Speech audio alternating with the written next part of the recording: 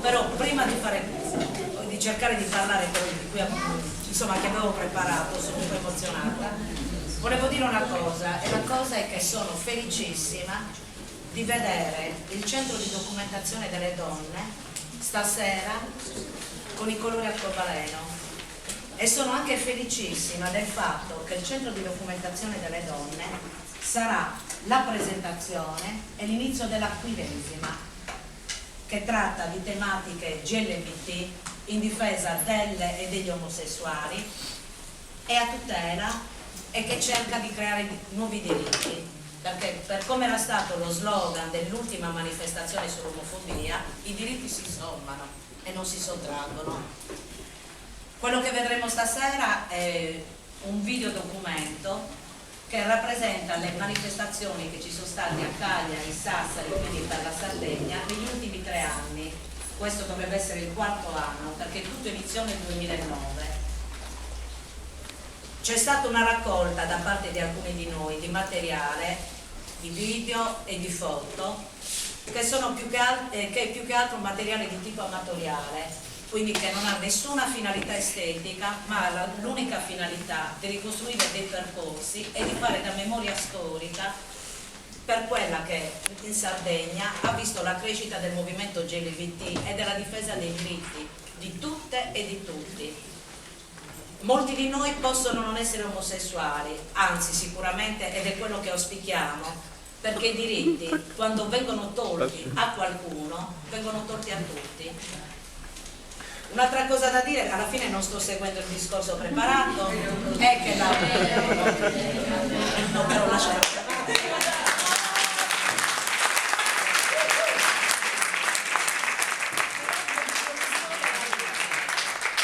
Perché tutta questa avventura,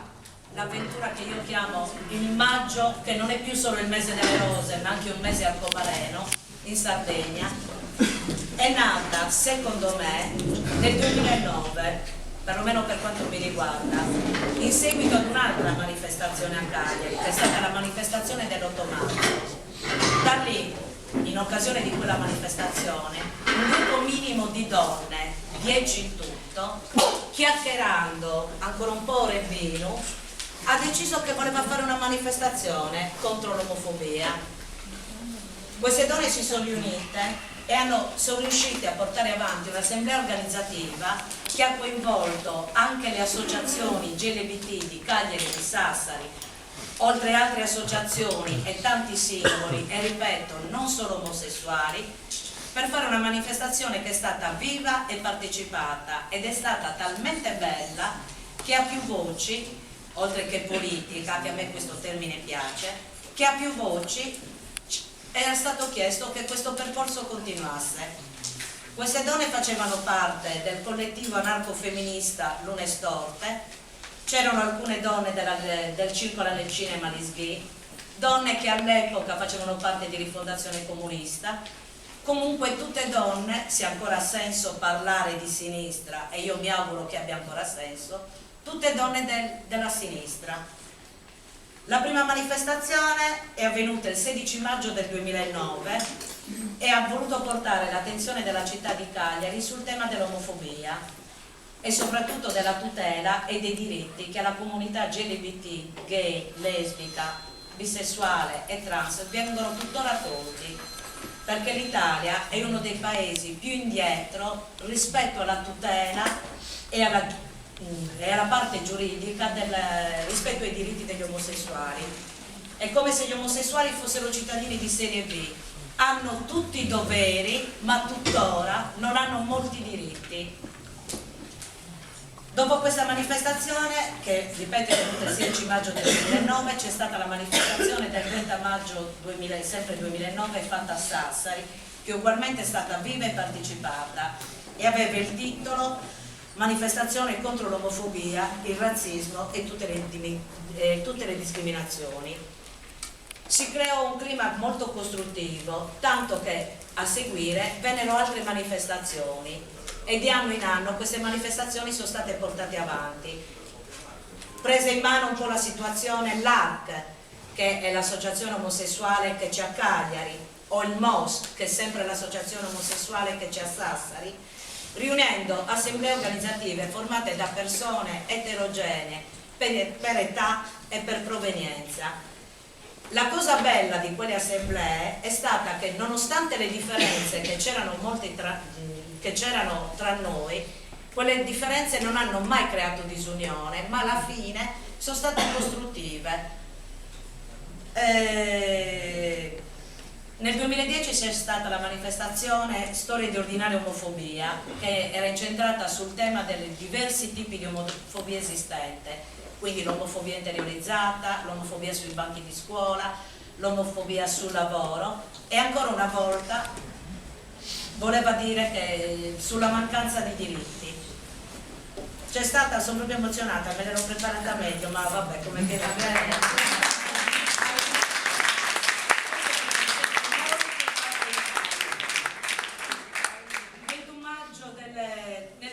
C'è stata solo la manifestazione a Cagliari, mentre il 21 maggio del 2011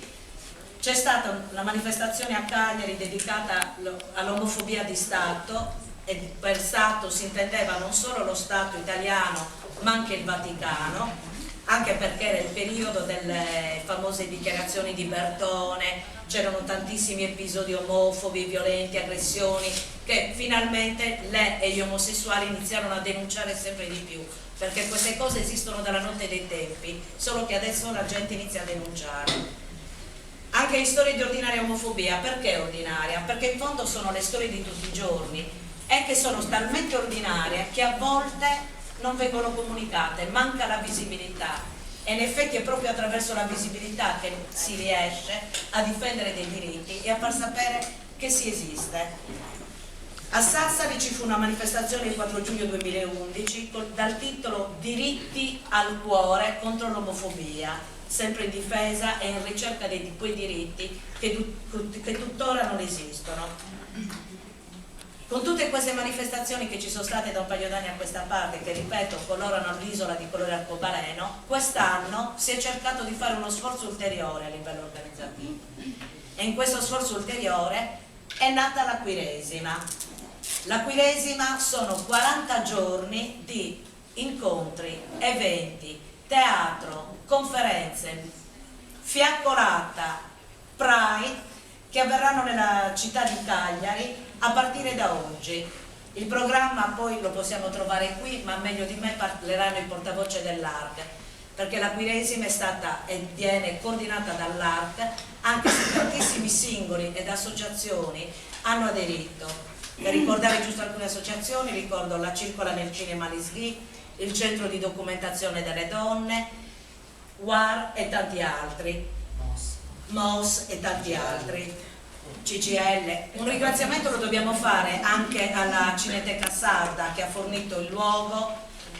in cui abbiamo montato il video che adesso andremo a vedere, che è un video che durerà 1 ora e 10.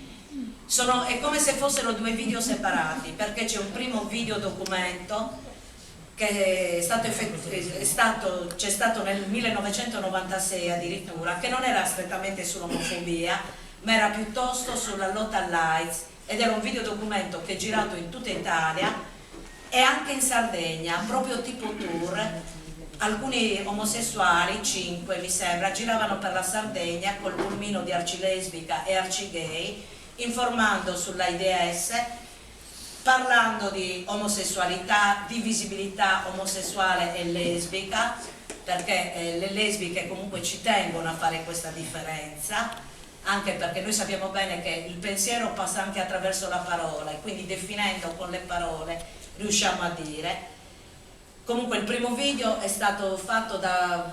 Valerio, non mi ricordo, Claudio Cipelletti e Valerio Governi, ed è stato intitolato Nuragica 96. Questo video durerà 20 minuti, poi starà a noi decidere se dopo questi 20 minuti fare una breve pausa sigaretta per poi far partire o non andiamo, ok, già deciso. Dopodiché ci saranno i video che ricostruiscono le manifestazioni dal 2009 ad oggi, sino ad iniziare a introdurre quella che sarà la Quiresima di quest'anno. Un altro ringraziamento va a tutti e a tutte coloro che hanno fornito materiale, video e foto che sono stati poi raccolti e montati nel video che vedremo adesso. Io ci tenevo a ringraziare soprattutto alcuni che conosco personalmente, come Franco Casu per le foto, e per il video Alessio Giandomenico Mammeli, Stefano Sanna, Mariella Murgia e Fabio Muselli. Poi ce ne sono altri, perché c'è stata altra gente che ci ha fornito il materiale, di cui però non ricordo i nomi. Buona visione a tutte e a tutti.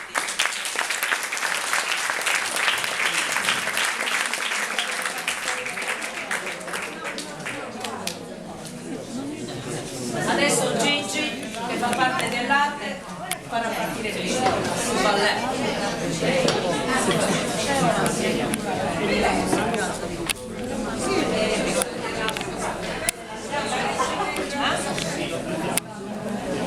Questo è il video del 96.